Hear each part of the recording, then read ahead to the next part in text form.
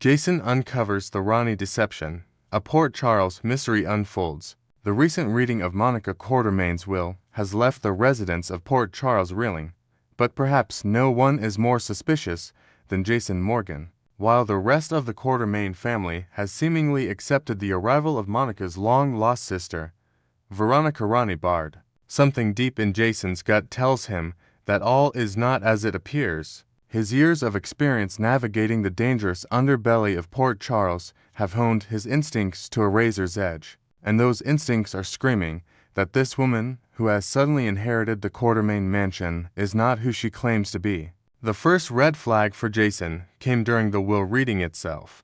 While Tracy Quartermain's explosive reaction was expected given her lifelong rivalry with Monica, Jason noticed something else entirely. Ronnie's responses seemed almost perfect, to rehearsed. Her claims about reconnecting with Monica through letters over the past year felt convenient, especially given Monica's declining health during that same period. Jason had been close to Monica, visiting her regularly, and she had never once mentioned a sister or any correspondence that had brought her joy during her final months. Moreover, the timing of Ronnie's arrival struck Jason as suspicious. She appeared in Port Charles just as Monica passed away, claiming she had been traveling and only learned of her sister's death after the fact. But in today's connected world, how could a loving sister remain so completely out of touch? Jason's investigative mind began connecting dots that others seemed willing to ignore. The way Ronnie handled the search warrant situation also raised Jason's eyebrows. Her quick identification of the address error and her calm, legal-minded approach suggested someone with experience in law enforcement or legal proceedings. While intelligence runs in families, Ronnie's particular skill set seemed oddly specific for someone who claimed to have lived a quiet life away from Port Charles. Enlisting the Jackal's help, unable to shake his growing concerns, Jason made the decision to reach out to his most trusted ally in matters requiring digital detective work, Damian Spinelli. Their partnership had weathered countless storms over the years, from mob investigations to missing persons cases. If anyone could uncover the truth about Ronnie's background, it would be Spinelli with his unparalleled hacking abilities and network of contacts. Jason found Spinelli at his usual haunt, surrounded by multiple computer monitors and empty coffee cups, deep in the digital world that had become his domain. "I need your help with something," Jason said without preamble, knowing that Spinelli would drop everything for his longtime friend and mentor. "Stone cold, you need only ask," Spinelli replied, his fingers already dancing across the keyboard. "What mystery requires the considerable talents of the Jackal?" Jason laid out his concerns about Ronnie, emphasizing the inconsistencies in her story and the convenient timing of her arrival. Spinelli listened intently, his analytical mind already formulating an investigative strategy. What followed was a master class in modern detective work. Spinelli began by tracing Ronnie's supposed background, starting with the basics: birth records, school attendance, employment history, and tax filings. What he found was troubling. While records existed, they were oddly sparse and seemed to lack the depth and interconnectedness that characterize a genuine life lived over decades. "Stone cold," Spinelli announced after hours of intensive searching, "the digital footprint of one Veronica Bard is remarkably thin for a woman of her supposed age and background. It's as if her life was constructed rather than lived." The deeper Spinelli dug, the more apparent it became that they were dealing with a carefully constructed false identity. Banking records showed accounts opened relatively recently with large cash deposits that couldn't be traced to any legitimate source of income. Her supposed employment history contained gaps that were filled with companies that either no longer existed or had no record of employing anyone by her name.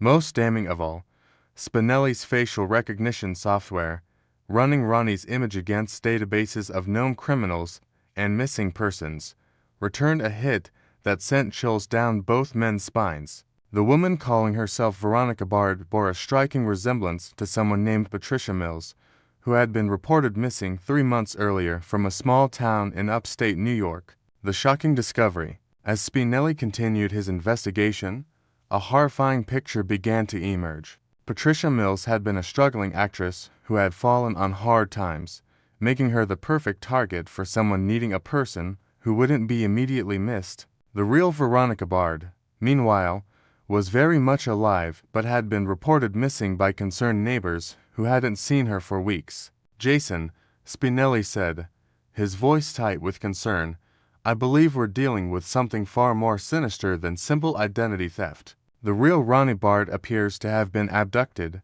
and this Patricia Mills woman is being used as her replacement." The implications were staggering. Someone had orchestrated an elaborate scheme to infiltrate the Quartermaine family, gain access to Monica's will, and potentially claim millions of dollars in inheritance.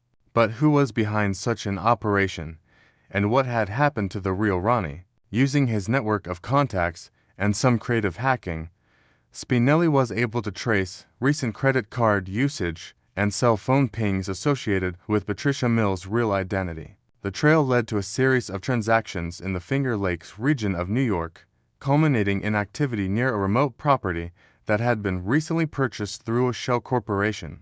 The race against time. Jason knew that every moment they delayed could mean the difference between life and death for the real Ronnie Bard. If she was being held captive, her captors wouldn't keep her alive indefinitely, especially now that their imposter had successfully gained access to the Quartermaine fortune. "Spinelli, I need you to find me everything about this property," Jason ordered, his military training kicking in as he began planning a rescue mission. Ownership records, satellite imagery, access routes, everything. The property in question was an abandoned industrial complex near the shores of Seneca Lake, purchased 6 months earlier by a company that existed only on paper. Satellite imagery showed several buildings, including what appeared to be an old warehouse with reinforced windows, the perfect place to hold someone against their will. Jason's instincts told him this was where they would find the real Ronnie, but he also knew he couldn't simply charge in without a plan. The people behind this operation had demonstrated sophistication and resources, which meant they would likely be armed and dangerous. Under cover of darkness, Jason made his way to the industrial complex, using skills honed during his years working for Sonny Corinthos and his time in the military. The property was indeed occupied, with lights visible in one of the buildings and vehicles parked nearby. Through careful reconnaissance, Jason identified the building where Ronnie was most likely being held. The warehouse showed signs of recent habitation, with generators providing power and what appeared to be makeshift living quarters visible through dirty windows. Jason's approach was methodical and silent, using the darkness and his knowledge of tactical movement to avoid detection. The complex was guarded, but not professionally. These were criminals, not soldiers, and their security protocols were adequate against casual intrusion, but not against someone with Jason's training and experience. The confrontation, when it came, was swift and decisive. Jason had the advantage of surprise and superior training, neutralizing the guards before they could raise an alarm or threaten their captive. In the depths of the warehouse, he found her, the real Veronica Bard, bound and frightened but alive. She was weak from her ordeal, but coherent enough to confirm Jason's suspicions. She had been grabbed while leaving her home 3 months earlier, drugged and transported to this remote location where she had been held while someone studied her mannerisms, speech patterns, and family history to create a convincing impersonation. The truth revealed. The real Ronnie's story painted a picture of a sophisticated criminal operation. Her captors had spent weeks interrogating her about her estranged relationship with Monica, using her own words and memories to craft the perfect deception. They had even forced her to write practice letters in Monica's style, which they then used to establish the fictional correspondence that had supposedly reconnected the sisters. But who was behind this elaborate scheme? As Jason helped the real Ronnie to safety, she revealed a crucial detail. One of her captors had mentioned receiving orders from someone in Port Charles, someone who knew about Monica's illness and the upcoming will reading. The pieces were falling into place, but Jason knew that exposing the truth would require careful planning. Patricia Mills, the woman still playing Ronnie at the Quartermaine mansion, was just a pawn in a larger game. The real puppet master was someone with intimate knowledge of the Quartermain family dynamics and access to information about Monica's condition and legal arrangements. Returned to Port Charles. With the real Ronnie safe and receiving medical attention, Jason returned to Port Charles with evidence that would expose the massive fraud that had been perpetrated against his family. He had recordings of Ronnie's testimony, photographs of her captivity, and Spinelli's digital evidence proving that Patricia Mills was not who she claimed to be. The confrontation at the Quartermain mansion would be explosive. Jason could already picture Tracy's vindicated expression when her suspicions were proven correct, and the shock on the faces of family members who had welcomed the imposter with open arms. But more importantly, Jason had prevented a massive theft from his family and rescued an innocent woman who had been victimized by criminals willing to go to extraordinary lengths for money. The sophisticated nature of the operation suggested connections to organized crime or perhaps a revenge plot against the Quartermains themselves. As Jason prepared to reveal the truth, he reflected on how easily the family had been deceived.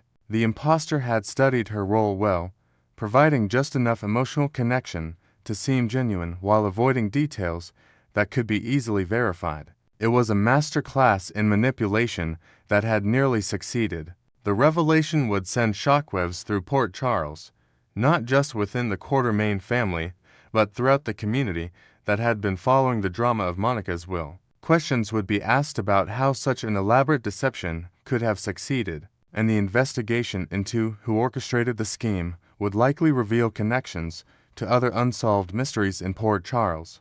Jason's instincts had once again proven correct, and his partnership with Spinelli had saved the day. The real Ronnie Bard was safe. The imposter would be exposed, and justice would be served. In a city where deception and danger lurked around every corner, Jason Morgan remained the one person who could see through the lies and uncover the truth, no matter how deeply buried it might be.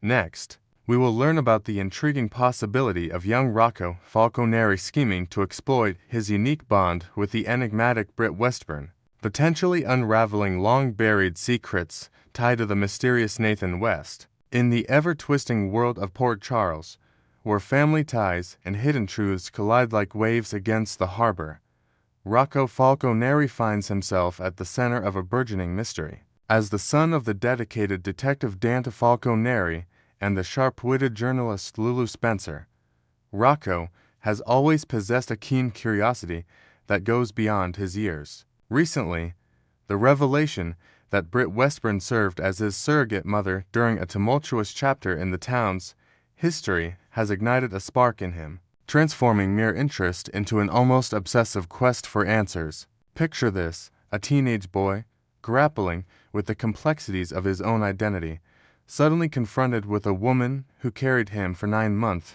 yet was never part of his daily life. Rocco's mind races with unasked questions from his childhood. Why was Britt chosen? What sacrifices did she make? And now, with her dramatic resurrection from what everyone believed was a fatal illness, the opportunity to bridge that gap feels tantalizingly close. This isn't just a casual family reunion, it's a pivotal moment that could reshape alliances and expose fractures in the Falconeri family dynamic. Their first encounter upon Britt's return was a delicate dance of caution and warmth, laced with the undercurrents of Port Charles' notorious drama. Britt, ever the poised and calculating doctor with a heart hardened by years of deception and loss, approached Rocco with a mix of vulnerability and strategic intent. She extended an olive branch by suggesting they connect on social media, a modern lifeline in a town where secrets often hide behind screens. Rocco, initially hesitant due to the whirlwind of emotions stirred by her comeback from the grave, found himself charmed by her genuine interest. They exchanged messages about everyday teen life, school pressures, favorite bands, even the latest Port Charles gossip, building a tentative rapport that felt surprisingly natural. Yet, beneath this digital friendship, Britt harbors a deeper longing to forge a real maternal connection with Rocco, whom she affectionately refers to as Ben in private moments, a nod to the alias she once used to protect him during darker times. This pseudonym adds layers of intrigue, evoking memories of high-stakes espionage and the very operations that once kept Britt in the shadows of international intrigue. However, not everyone in the Falconeri circle is on board with this budding relationship. Lulu Spencer, Rocco's fiercely protective mother, views Britt's overtures with deep suspicion, her reporter's instincts flaring at the potential for manipulation. Lulu has long harbored reservations about Britt, recalling the web of lies and betrayals that define the doctor's past. From her involvement in unethical medical trials to her romantic entanglements that nearly tore families apart, she warns Rocco against getting too close, emphasizing the dangers of trusting someone with Britt's track record. But her protests only fuel Rocco's determination. As an intelligent and perceptive young man, Rocco begins to sense the inconsistencies in Britt's story, her evasive answers about her disappearance, and the vague allusions to a life beyond Port Charles.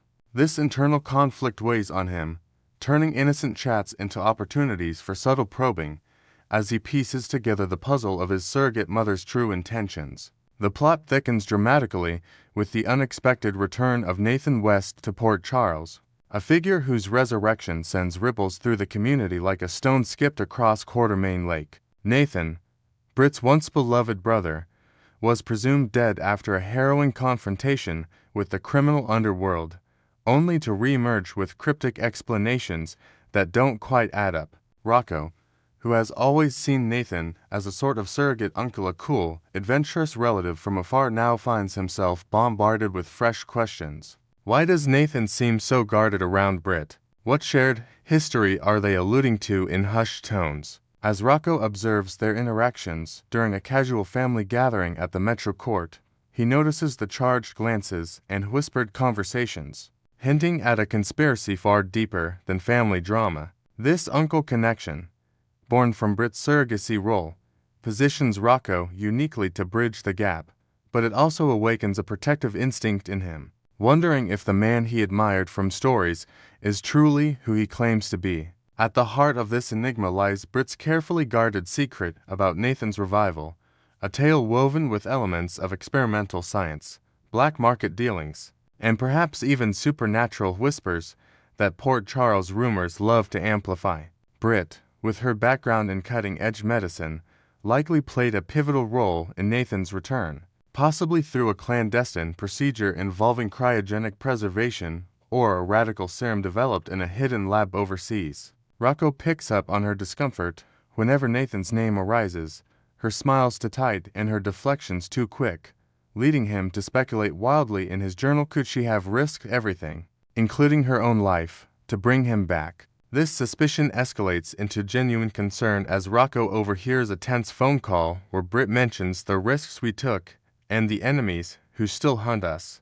He begins to fear that Britt, despite her tough exterior, is entangled in something perilously dangerous, perhaps a vendetta from Nathan's past cases as an undercover agent, pulling her and, by extension, him into the crosshairs of Port Charles' shadowy villains. Enter Emma Scorpio Drake, the resourceful teen daughter of the legendary spy couple Anna Devane and Robin Scorpio Drake, who could turn this family curiosity into a full-blown covert alliance. Emma, always one step ahead with her inherited espionage savvy, stumbles upon clues linking Britt to a high-profile operation involving Professor Henry Hank Dalton, a brilliant but controversial academic whose research into genetic anomalies mirrors the very technology that might have revived Nathan. Dalton, a newcomer to Port Charles with ties to the WSB World Security Bureau, is spearheading a mission to thwart a bioterror threat, and Britt's medical expertise makes her an indispensable asset. When Emma learns of this connection, perhaps through a leaked email or a chance sighting at the hospital, she sees Rocco as the perfect informant. With her quick wit and persuasive charm, Emma approaches him during a school event, framing it as a detective game to appeal to his adventurous side, urging him to dig deeper into Britt's activities for the greater good. Rocco's advantageous position stems directly from Britt's profound emotional investment in their relationship, a bond forged not just by biology, but by the 9 months she nurtured him in secrecy amid chaos. Britt, who has faced isolation and judgment throughout her life, views Rocco as her redemption, a chance to experience motherhood without the complications of her villainous lineage. She shares intimate stories of her pregnancy, describing midnight cravings for cherry pie from Kelly's diner and the quiet fears she harbored about his future in such a volatile town. This vulnerability makes her more open than she intends, dropping hints about Nathan's survival and the greater purpose driving her actions. Rocco, sensing this leverage, could strategically deepen their interactions, perhaps by inviting her to a Falconeri family barbecue or a casual coffee at the Floating Rib, where he gently steers conversations toward the past. To extract more truths, Rocco might resort to clever deceptions, feigning deeper emotional attachment than he feels to encourage Britt's candor. Imagine him crafting heartfelt social media posts about their special connection, complete with edited photos from old family albums, drawing Britt into sharing guarded memories of Nathan's accident and the frantic efforts to save him. He could invent scenarios, like claiming a school project on family history requires her input, to probe specifics about Dalton's involvement. This ploy not only yields information, but also builds Britt's trust, making her lower her defenses over late-night video calls where she unwittingly reveals fragments of the resurrection plot details about a hidden safe house in the Adirondacks or encrypted files on her laptop. Yet, such intrigue carries inherent risks, as Rocco's budding investigation could lead him straight into peril. Shadowing Britt to a clandestine meeting at the old Spencer cabin,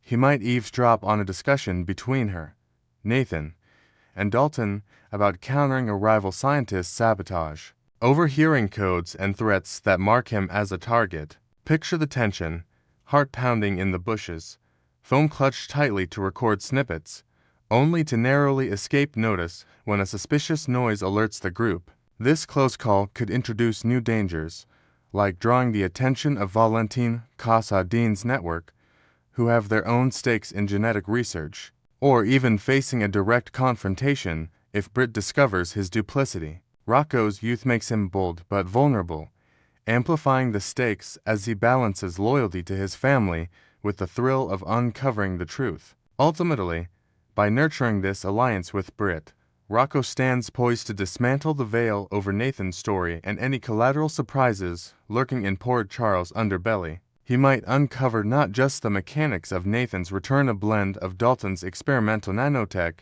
and Britt's surgical prowess, but also ripple effects, like how it ties into broader threats against the town. Perhaps a corporate espionage plot involving ELQ Industries. As the son of a cop and a reporter, Rocco's innate detective flair shines through. Dana's methodical training echoes in his note-taking, while Lulu's nose for scandal sharpens his intuition. This heritage propels him forward, turning a personal quest into a catalyst for explosive revelations that could redefine relationships across generations. In the coming weeks, watch for signs of this unfolding drama: stolen glances at gatherings, cryptic texts buzzing on phones, and the faint hum of conspiracy in the air. Port Charles never sleeps, and with Rocco at the helm of this investigation, the secrets Britt guards so fiercely may soon spill into the light, promising twist that will leave fans breathless. Stay tuned to the ABC General Hospital Spoilers channel for more updates on this riveting saga.